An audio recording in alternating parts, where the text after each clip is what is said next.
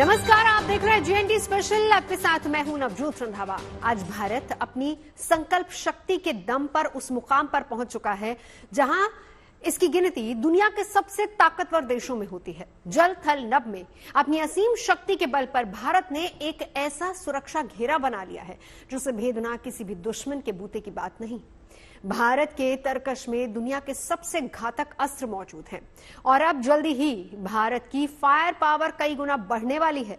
प्रलय मिसाइल की खरीद को मंजूरी देने के बाद रक्षा मंत्रालय अब मीडियम रेंज वाली बैलिस्टिक मिसाइल को सेना में शामिल करने की तैयारी में है और ये मिसाइल 1500 किलोमीटर की दूरी पर मौजूद दुश्मन को भी नेस्तनाबूद करने का दम रखती है।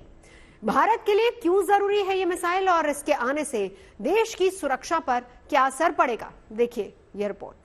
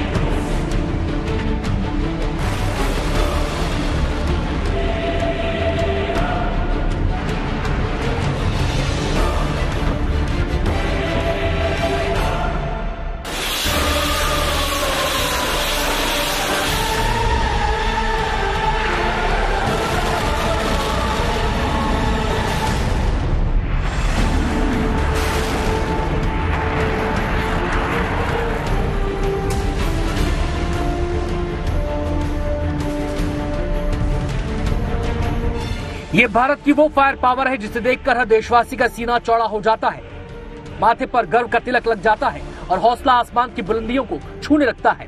हिंदुस्तान की ये शक्ति और जोश दुश्मनों के होश उड़ाने के लिए काफी है। ताकत के लिहाज से देखें तो भारत की सेना दुनिया की चौथी सबसे मजबूत सेना है। भारत के पास आज न केवल आधुनिक हथियार हैं, बल्कि मजबूत सुरक्षा तंत्र भी मौजूद है।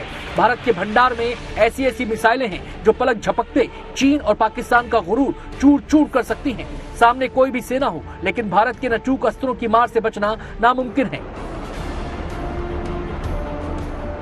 और अब भारत अपनी इस फायर पावर की आंच और बढ़ाने की तैयारी में है। प्रलय मिसाइल के बाद अब हिंदुस्तान अपने रॉकेट फोर्स को और बढ़ाने की तैयारी में जुट गया है। भारत को हवाई सुरक्षा कवच मुहैया कराने के लिए कई तरह की मिसाइलों का बेड़ा पहले से तैनात है, लेकिन भारतीय सेना ने अब मीडियम दूरी की बैलिस्टिक मिसाइलों पर जोर देने की रणनीति तैयार कर ली है। करीब 1500 किलोमीटर दूरी तक मार करने वाली मीडियम रेंज की बैलिस्टिक मिसाइलें जल्द ही भारत की रॉकेट फोर्स का हिस्सा बन जाएंगी।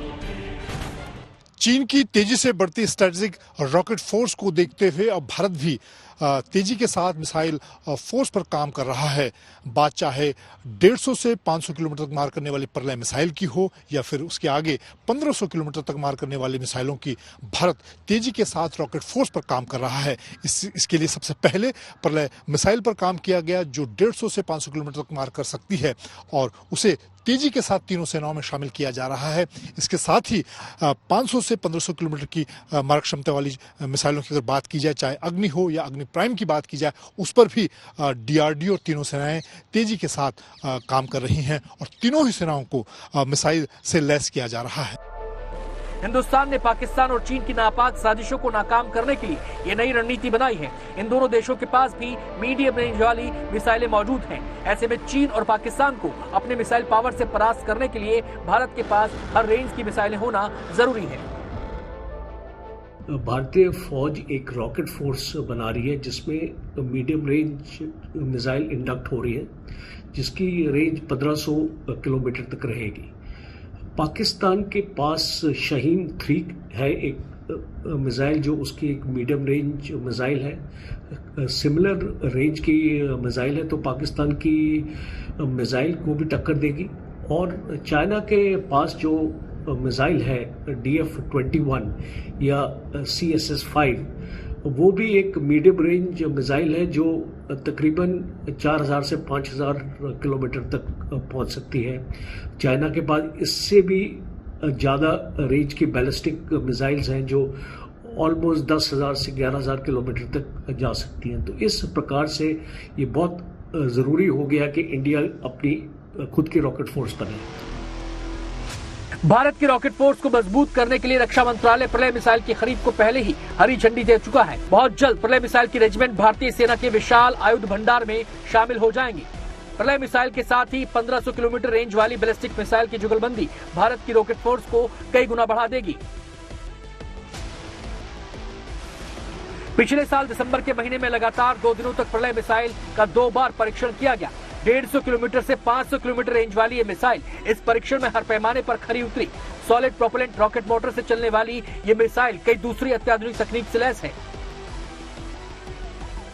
भारत का जो रॉकेट फोर्स है फिलहाल अभी उसको जो हमारा tri services strategic forces command है उसके अंदर जो मिसाइल्स हैं उसको इस्तेमाल कर लेगा। साथ ही साथ जो अभी प्रलय मिसाइल सिस्टम भी जो पूरा डेवलप हुआ है, प्रलय मिसाइल जो है एक शॉर्ट रेंज बैलिस्टिक मिसाइल है, 150 से 500 किलोमीटर तक की उसकी रेंज है। ये एक सॉलिड प्रोपेलेंट इसका इस्तेमाल करता है और साथ ही साथ इसकी एक्यूरेसी 10 मीटर से भी कम रेंज तक वो टारगेट को सटीक टारगेटेड फायर करके नष्ट कर देता है। तो ये मिसाइल्स जो हैं इसका अभी प्रलय को 1500 किलोमीटर रेंज तक भी ले जाने की भी बात चल रही है।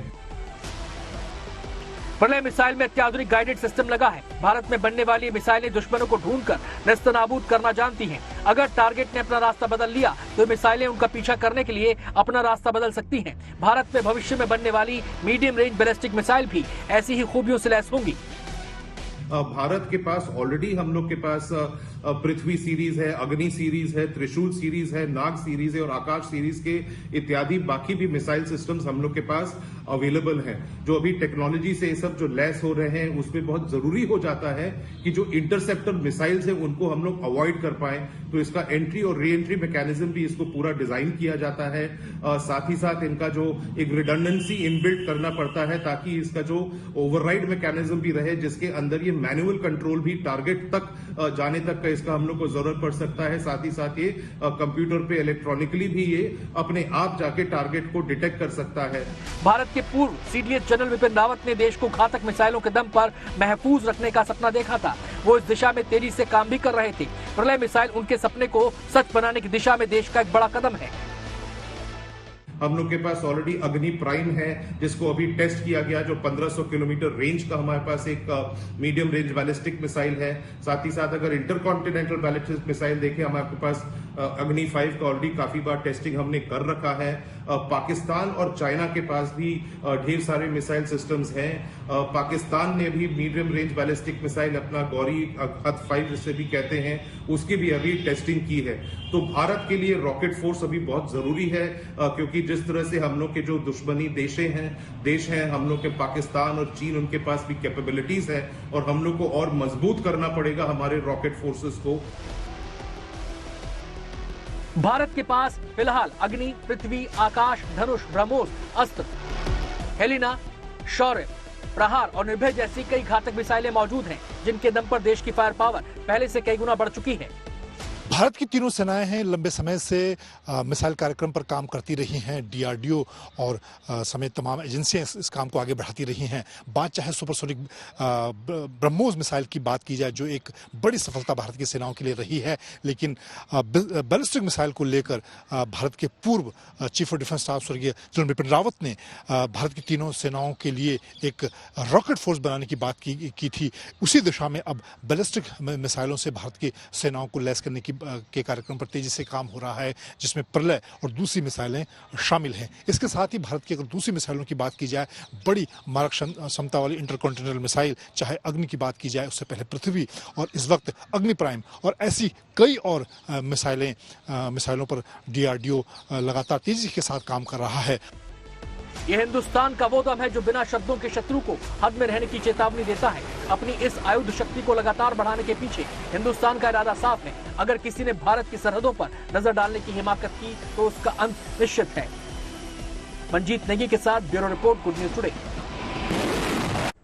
और अब बात मलेशिया की सेना के साथ भारत के युद्धाभ्यास की। भारतीय सेना अपने युद्ध कौशल को धार देने के लिए लगातार युद्धाभ्यास करती रहती है। इसकी सबसे ताजा मिसाल है उमरोई में मलेशिया के साथ हुई ज्वाइंट एक्सरसाइज। हरिमाऊ शक्ति नाम के इस युद्धाभ्यास का कल आखिरी दिन था और इस युद्धाभ्यास में दोनों सेनाओं ने अलग अलग हालात और चुनौतियों के बीच अपने रण कौशल को परखा। देखिए रिपोर्ट।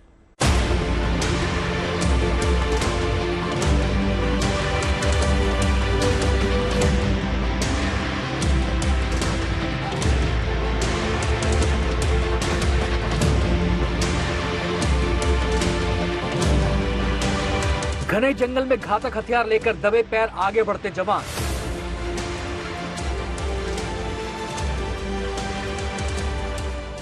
और इशारा मिलते ही दुश्मनों पर बिजली की रफ्तार से अचूक वार।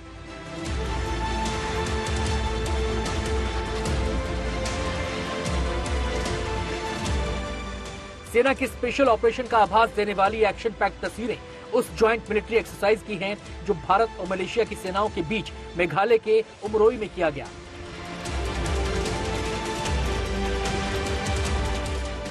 इस युद्धाभ्यास में मलेशियाई सेना की 5वीं रॉयल बटालियन और भारतीय सेना की तरफ से राजपूत रेजिमेंट की एक बटालियन ने हिस्सा लिया।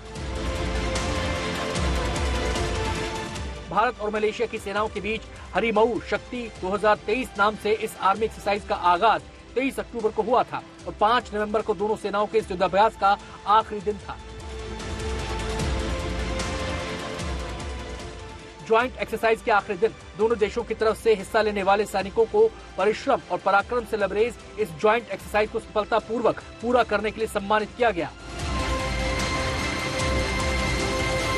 Exercise Harimau Shakti 2023 is the joint exercise between Indian and Malaysian Army, which started from 23rd of October till the 4th of November.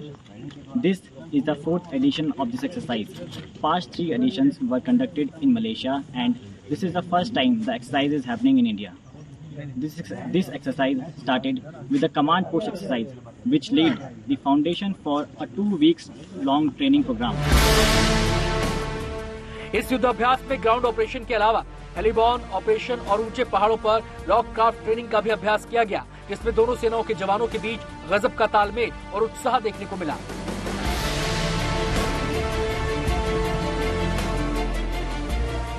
इस युद्धाभ्यास में कमांड पोस्ट एक्सरसाइज के जरिए दोनों तरफ के जवानों ने एक दूसरे के साथ अपने अपने रण कौशल को साझा किया ताकि भविष्य की चुनौतियों का मिलकर सामना किया जा सके। तो वहीं अभ्यास में कई घातक हथियारों के अलावा ड्रोन, यूएवी और हेलीकॉप्टरों का इस्तेमाल भी किया गया। जंगल, पहाड़, दिन और रात, हर तरह के माहौल और युद्ध जैसे हालात में की गई इस मिलिट्री एक्सरसाइज का मकसद यही था कि जरूरत पड़ने पर जवान ऐसे मुश्किल हालात का सामना करने के लिए पूरी तरह तैयार हो सके। इस ज्वाइंट एक्सरसाइज 6 राजपूत और मलेशिया आर्मी जो कि उमरोई में हो रही है, इस एक्सरसाइज के दौरान हमने काउंटर इंसर्जेंसी ऑपरेशंस में इंडियन आर्मी की बेहतरीन ड्रिल्स को दर्शाया और साथ ही मलेशिया आर्मी से हमने जंगल सर्वाइवल, अम्बुश आदि की बेस्ट प्रैक्टिसेस सीखी। इस एक्सरसाइज की सबसे खास बात यह है कि दोनों देशों की भाषाएं और कल्चर अलग होने के बावजूद हमने तमाम इवेंट्स को साथ साथ बखूबी ढंग से कंप्लीट किया। हरिमऊ शक्ति भारत और मलेशिया के बीच होने वाला सालाना सैन्य अभ्यास है। पिछले साल ये युद्धाभ्यास मलेशिया के पुलई में किया गया था। ये पहली बार है जब हरिमऊ शक्ति युद्धाभ्यास भारत में किया गया। इससे रक्षा सहयोग को मजबूती तो मिलती ही है, साथ में द्विपक्षीय संबंधों को भी बढ़ावा मिलता है। मलेशिया और भारत के बीच में एनहांस स्ट्रेटेजिक पार्टनरशिप भी अभी चल रहा है, जिसके तहत काफी डिफेंस टाइज भी हम लोग के और डीपन हो रहे हैं। मलेशिया जो है बातचीत में भी है भारत से तेजस एयरक्राफ्ट भी खरीदने के लिए। साथ ही साथ जिस तरह से चीन की विस्तारवादी मंशाएं हैं, चीन जो है साउथ चाइना सी में मलेशिया के भी एक्टिविटीज को काफी वो अड़चन डालता है, काफी उसको तंग कर रहा है। मलेशिया खुद के पोर्ट्स बनाने के तहत भी चीन उसको अपने इकोनॉमिक जोन में मानता है। जिस तरह से पूरा डिस्टेबलाइज हो रहा है इंडो पैसिफिक एरिया, उसमें भारत और मलेशिया का भी बहुत इंपॉर्टेंस हो जाता है एक स्ट्रैटेजिक रिलेशनशिप और स्ट्रैटेजिक पार्टनरशिप रखने का। अब की बार इस युद्धाभ्यास के जरिए दोनों देशों की सेनाओं को गोरिल्ला वॉरफेयर की तकनीक समझने में मदद मिली। साथ ही माउंटेन और जंगल वॉरफेयर का अनुभव हासिल करने में भी यह अभ्यास काफी मददगार साबित हुआ। Bureau report, good news today. और अब बात हिंदुस्तान की त्रिशक्ति के तीसरे अंग यानी कि नौसेना की। भारतीय नौसेना का पराक्रम दुनिया ने देखा है। इंडियन नेवी के जांबाज सिकंदर अपनी मातृभूमि की रक्षा के लिए अपनी जान पर खेलने का हौसला रखते हैं।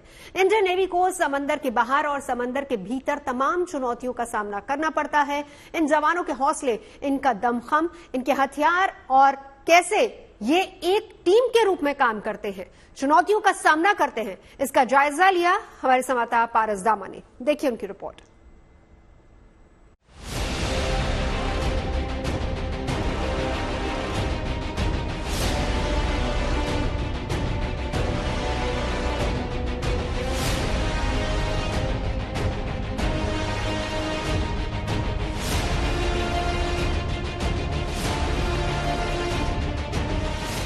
भारतीय नौसेना हर उस जंग की स्थिति के लिए तैयार रहती है जो कि उनको हानि पहुंचा सकता है। अगर कोई जहाज वॉर जैसी सिचुएशन में आता है तो भारतीय नौसेना के पास INS विपुल जैसे जहाज हैं जो कि बड़ी मिसाइलें फायर कर सकते हैं और दुश्मन को तुरंत ही ढेर कर सकते हैं।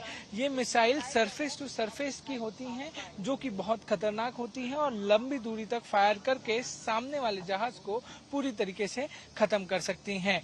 ये भारतीय नौसेना के लिए सबसे ज्यादा बहादुर और सबसे ज्यादा महत्वपूर्ण जहाजों में से एक है। वॉर जैसे सिचुएशन के लिए लगातार प्रशिक्षण भारतीय नौसेना और नौसेना के जितने भी योद्धा हैं वो लगातार करते रहते हैं और इन सारी तैयारियों के बीच लगातार ये ध्यान रखा जाता है कि अगर भारत माता पर कोई भी खतरा आता है तो उसको किस तरीके से खत्म करना है।